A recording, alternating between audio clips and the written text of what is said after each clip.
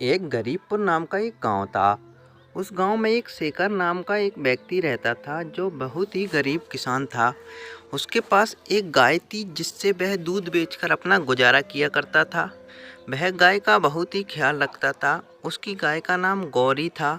वह दिखने में बहुत ही सुंदर थी और उसका एक सुंदर सा बछड़ा था। वह गाय को बहुत ही प्यार करता था। वह उसके लिए जंगल से चारा लाता था और उसको खूब चारा खिलाता था। एक दिन उसकी गाय खो जाती है। तभी उसकी पत्नी बोलती है, आज तो हमारी गाय घर पे नहीं आई है, आप जाइए और गाय को ढूंढ कर लाई। ठीक है भाग्यवान, मैं जाता हूँ, पर तुम मुझे उससे पहले जल्दी से खाना दे दो। जोरों की भूख लगी है। मैं खाना खा के गाय ढूंढ के लाऊंगा। उसके बिना हमारा गुजारा कैसे चलेगा। हाँ ठीक है। फिर शेखर खाना खाने लगता है। वह दुखी मन से खाना खा रहा था कि आज तो पता नहीं गाय मिलेगी भी या नहीं मिलेगी। अगर गाय नहीं मिली तो हमारा गुजारा कैसे होगा।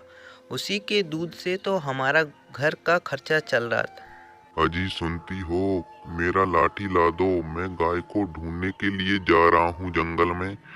फिर क्या है, उसकी पत्नी उसकी बात सुन के उसकी लाठी ला देती है। फिर शेखर लाठी लेकर गाय को ढूंढने के लिए जंगल में चल देता है।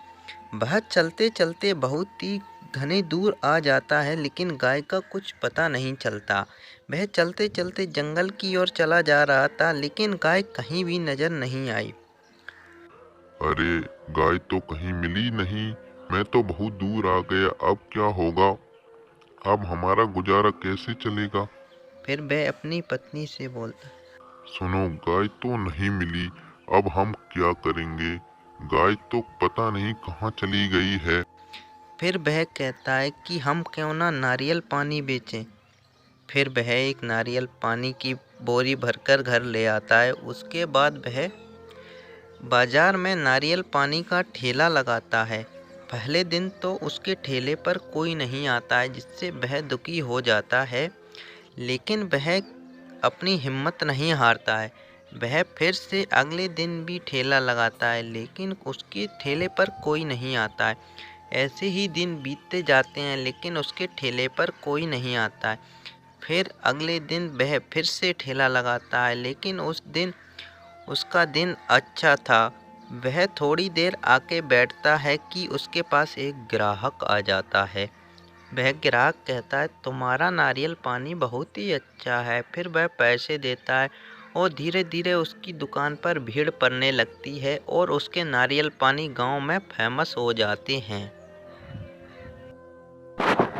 राम लक्ष्मण और सीता मैया कैकेयी की आज्ञा पाकर 14 वर्ष के वनवास के लिए वन की ओर आगमन करते हैं।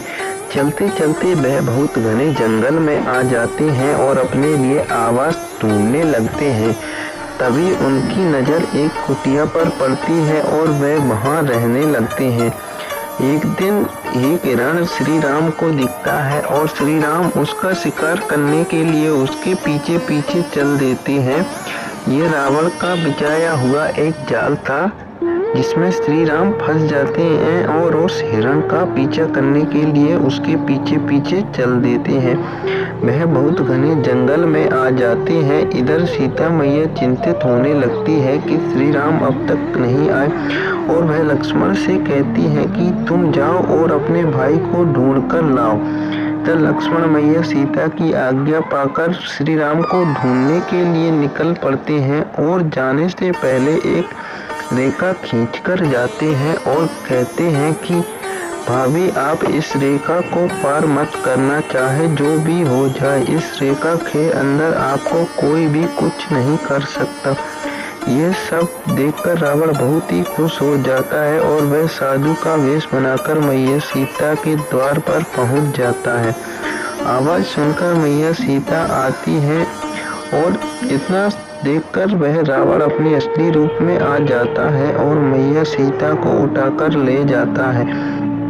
मैया सीता चिल्लाती रहती है कि ए दुष्ट मुझे छोड़ दे, लेकिन रावण उनकी एक भी बात नहीं सुनता और उनको उठाकर अपनी लंका नगरी में ले जाता है।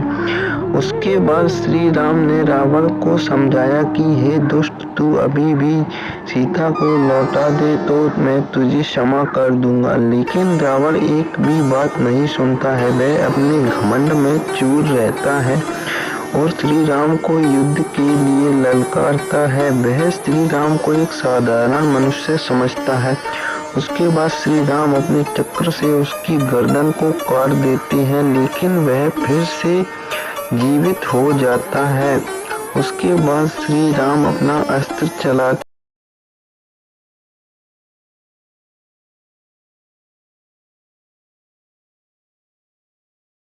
और हम दोनों इस पलंग को उठाकर ले जाएंगे। तभी वह दूसरी चुड़ैल के पास आती है, बोलती है, एक बूढ़ा आदमी सोया हुआ है, लेकिन वह पलंग पर है, उसको मैं अकेली कैसे लाती, इसलिए तुम्हें बुलाने आ गई। हा हा हा, आज तो मजा आ जाएगा। हा हा हा।